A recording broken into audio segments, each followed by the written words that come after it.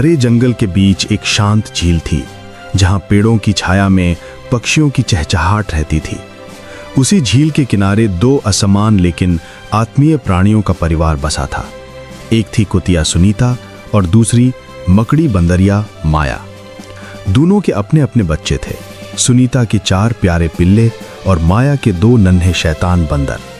दोनों माएँ अक्सर अपने बच्चों को साथ खिलाती, उन्हें पेड़ों के नीचे दुलराती और जब सूरज डूबता तो एक ही पेड़ की जड़ के पास बैठकर अपने बच्चों को कहानियां सुनाती। सुनीता को जब से याद था, उसने इंसानों से सिर्फ डर पाया था।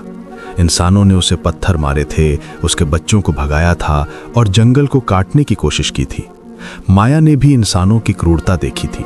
उसका साथी एक शिकारी के हाथों मारा गया था। शायद इसी दर्द ने उन्हें एक दूसरे के करीब ला दिया था। ममता का रिश्ता।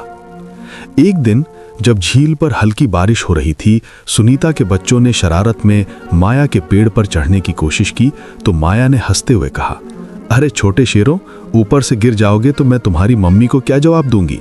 सब हंस पड़े। उस हंसी में एक परिवार था, एक अपनापन था जिसे शब्दों में बांधना मुश्किल था।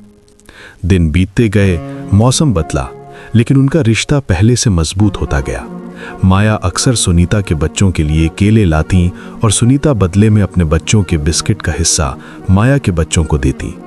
दोनों समझ चुकी थीं कि ममता की भाषा एक ही होती है, चाहे रूप कोई भी हो। खतरे की आहट। एक शाम हवा अचानक भारी हो गई। झील किनारे धूल का गुबार उठा और जंगल के मुहाने पर एक काली गाड़ी रुकी। गाड़ी से उतरा एक आदमी, ऊंचा चौड़ा, आंखों में अजीब सी चमक। उसके हाथों में चमकता हुआ चाकू था और होंठों पर एक ठंडी मुस्कान। वो था राजा ठाकुर, शहर का मशहूर गैंगस्टर। वो पेड़ों को काटकर इस जंगल में बंगला बनवाना चाहता था। उसके लोग मशीनों के साथ आए और पेड़ गिरने लगे, पक्षी उड़ गए, जानवर भागे। सुनीता ने अपने पिल्लों को मुंह में उठाया, माया ने अपने बच्चों को बाहों में लिया और सब मिलकर गुफा के अंदर छिप गए। लेकिन राजा ठाकुर को कोई फर्क नहीं पड़ा। उसने कहा, यह जंगल अब मेरा है, जो भी बीच में आएगा कुचल दूंगा। संघर्ष की शुरुआत। अगले दिन जब मजदूर वापस आए तो माया और सुनीता ने तय किया, अब वे भागेंगी नहीं, ये उनका घर है। उन्होंने साथ मिलकर योजना बनाई। सुनीता ने जंगल के अन्य जानवरों को बुलाया, हिरन, बंदर, नेवले, यहाँ तक कि मोर भी। सबने मिलकर पेड़ों के बीच कांटे बिछाए, रास्तों पर कांटेदार बेलें फैलाईं और झील के पास गड्ढे खोद दिए। माया बोली, अगर इंसान हमें मारेगा तो हम भी उसे याद दिलाएंगे कि ये जंगल हमारा है। राजा ठाकुर के लोग जैसे ही जंगल में घुसे, चारों ओर से जानवरों की आवाजें गूंज उठीं। किसी ने मजदूर के पैर में कांटा चुभोया, किसी ने उसके हाथों से कुल्हाड़ी छीन ली। अफरा तफरी मच गई। माया ने पेड़ों से छलांग लगाकर ठाकुर के सिर पर मिट्टी का घड़ा तोड़ दिया। सुनीता ने उसके पैर पकड़ लिए। ठाकुर चीखा, ये जानवर पागल हो गए हैं। लेकिन ये पागलपन नहीं था, ये मातृत्व था। वो प्यार जो अपने बच्चों के लिए लड़ता है। निर्णायक मोड़। ठाकुर गुस्से में पिस्तौल निकालता है और सुनीता पर निशाना साधता है। तभी माया चीखती है और अपने बच्चों को झाड़ियों में धकेल देती है। गोली चली, धाएं। आवाज जंगल में गूंज गई। सुनीता जमीन पर गिर पड़ी।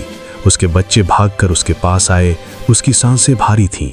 माया उसके सिर को अपनी बाहों में लेती है। सुनीता की आंखों में आंसू थे, लेकिन होंठ मुस्कुरा रहे थे। उसने धीरे से कहा, माया, बच्चों का ख्याल रखना।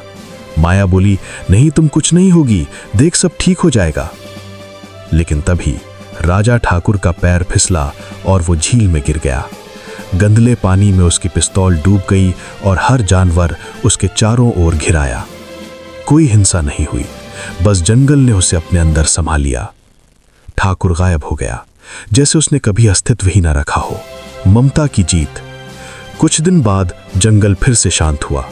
माया अपने पेड़ पर बैठी थी।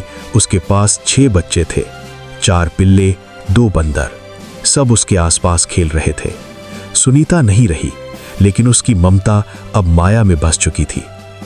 उस दिन से जंगल के जीव कहते थे, 2 माएँ थीं, 2 दिल थे, पर अब एक आत्मा है।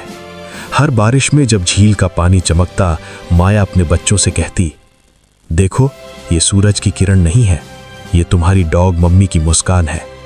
और बच्चे हंस पड़ते। उस हंसी में सुनीता की आत्मा बसती थी, जीवित, अमर और प्रेम से भरी।